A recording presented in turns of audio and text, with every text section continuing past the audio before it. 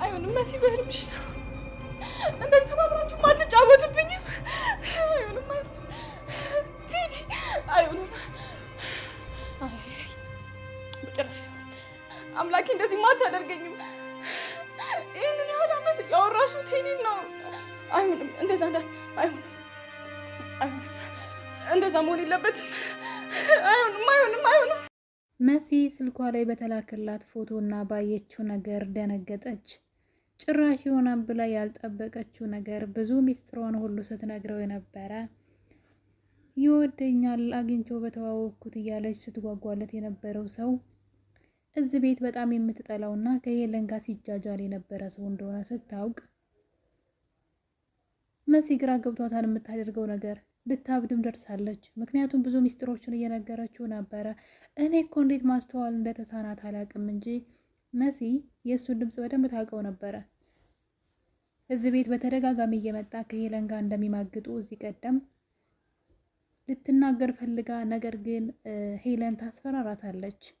ጭራሽ አብዳለች በማለት ለባለቤቷ ትንሽ አእምሯን ሳያማት አይቀርም የምትናገረውን ነገር አታውቅም በማለት ማንም ሰው መሲን እንዳያዳምጣትና እንዳይሰሟት አደረገች። ታዲያ እንግዲህ መሲያን ሁሉ ሚስጥር ይዛ የኖረችው ሰውዬ የምትጠላው ሰውዬ ማለት ነው ድንገት ስልኳ ላይ ፎቶ ሲላክላት የዚህን መጥፎና የማይረባ ሰውዬ ፎቶ ለምንድን ነው የላከልኝ እያለች በላከላት ሰው በጣም መናደር ትጀምራለች። እናም እንግዲህ ቆየት ብሎ ስልኩ ላይ ብትሞክርም ግን ስልኩን አጠፋባት። ምክንያቱም ማሰቢያ ጊዜ ሊሰጣት ፈልጎ ነበረ።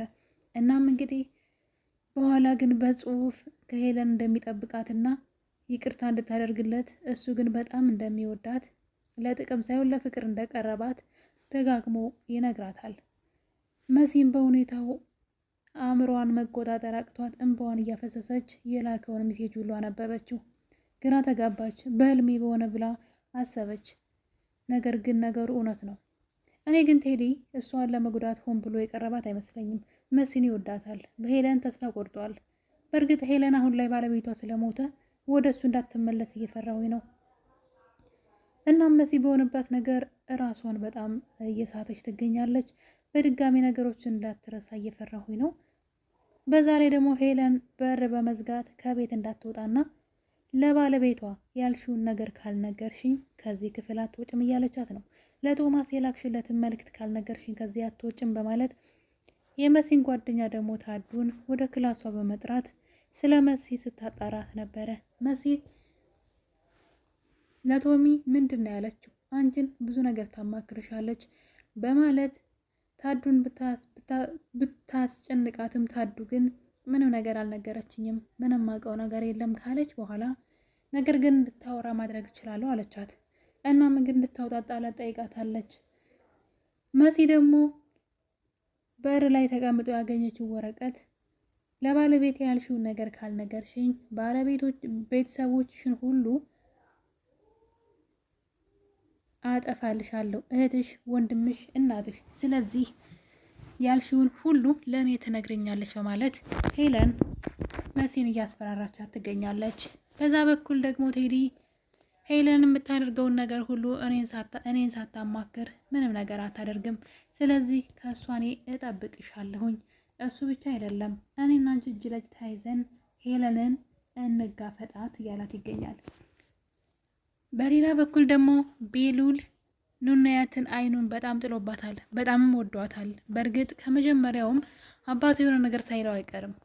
ኑናያትን ለእሱ እንዳጨለትና ለወደፊት ሚስቱ እንድትሆን እንደነገረው እዚህ ጋር መረዳት እንችላለን።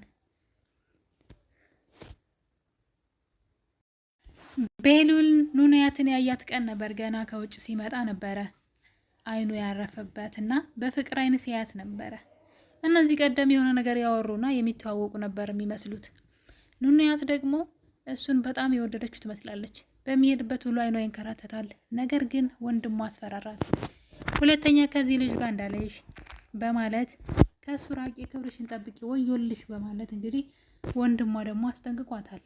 ነገር ግን እሷ ውስጧ የሚፈልገው ይመስለኛል። ምክንያቱም ሲያናግራት በፈገግታና በፍቅር አይን ነው የምታየው። በዛ በኩል ደግሞ አዶኒም ይወዳታል።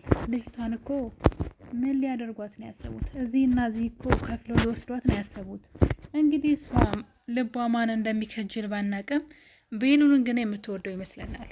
ምናልባት ከቤሉል ጋር በእርግጥ አሁን ላይ እሷ ሁለቱንም ትሸሻለች። ምክንያቱም ደግሞ በውስጧ የቫይረስ ተጠቂ እንደሆነች ስለምታውቅ ማናቸውንም ወንዶች መቅረብ አችልም። ወይዘሮ ሄለን ሌላ ሴት ልታመጣ ነው፣ ቤሉልን የምታገባው ሴት። ያ ማለት ደግሞ ኑናያት ከቤሉል እንድትርቅላት ነው። ኑናያት የገዛ ልጇ መሆኗን ብታውቅ ምን ባለች ነበረ? ቤሉልና ኑናያት ምንም አይነት ዝምድና የላቸውም።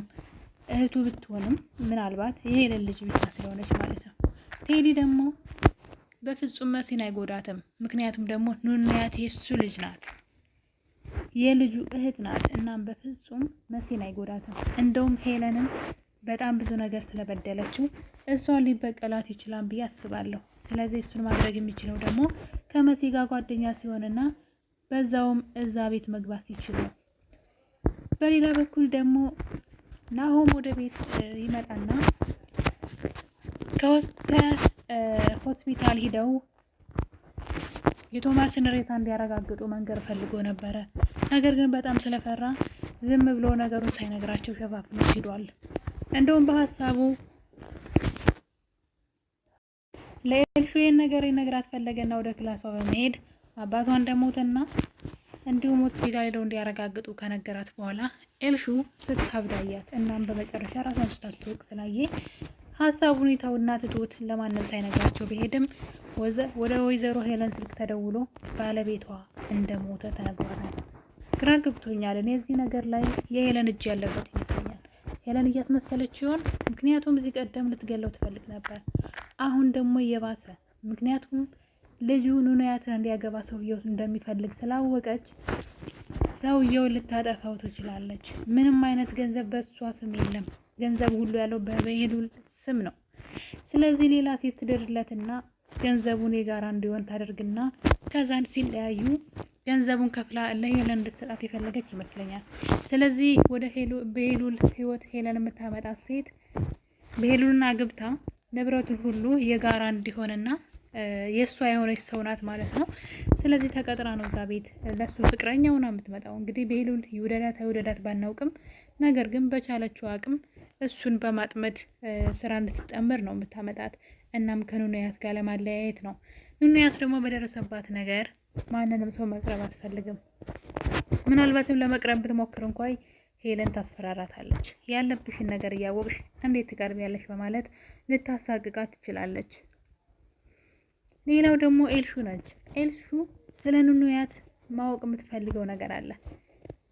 ያ ከበር ላይ ተጥሎ የነበረው ፖስታ፣ ኑናያትን የሚመለከተው ፖስታ ምንድን ነው እያለች እንቅልፍ ነስቷታል። ለዛም እንግዲህ ከእናቷ ክፍል ከአንዴም ሁለቴ በመግባት ለመውሰድ ስትሞክር እናቷ ትደርስባታለች። በአሁኑ ግን ማንም ሰው ስላልነበረ ፖስታውን ወደ ክላሷ በመውሰድ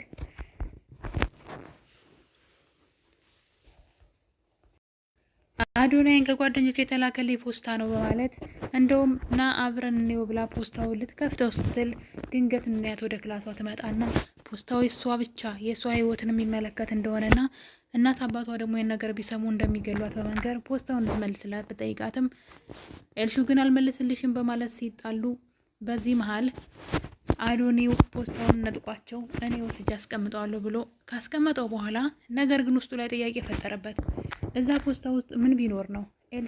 ኤልሹ ስለምንድን ነው ለማየት የጓጓችው? ኑናያት ስለምንድን ነው እኔን ይመለከት ብቻ ነው ያለችው? ለምንድን ነው የፈራችው አለ። ስለዚህ ይህንን ፖስታ ማየት አለብኝ እያለ ነው አዶኒ። በእርግጠኝነት አዶኒ ይህን ፖስታ ከፍቶ ማየቱ አይቀርም። እናም ያ ማለት ደግሞ ለኑናያት በጣም መልካም ነው። ይህ ነገር ሁሉም ሰው ጋር ይሰማል ማለት ነው። ልጅቷ በቫይረስ እንደተጠቃች ከታወቀ ወደ ሕክምና ምናልባት በድጋሚ ወስዶ ሊያስመረምሯት ይችላሉ። ያኔ እውነቱ ይወጣል ማለት ነው። ቶማስ ሞተ ማለት አሁን ላይ ብዙ ነገሮች ተዳፍነው ይቀራሉ። ስለዚህ ኑናያትን መንቃት አለባት እንደ እህቷ ብዬ አስባለሁ። ምክንያቱም ወይዘሮ ሄለን ሁሉንም እየብቻ አድርጋ እያሰቃያቸው ትገኛለች።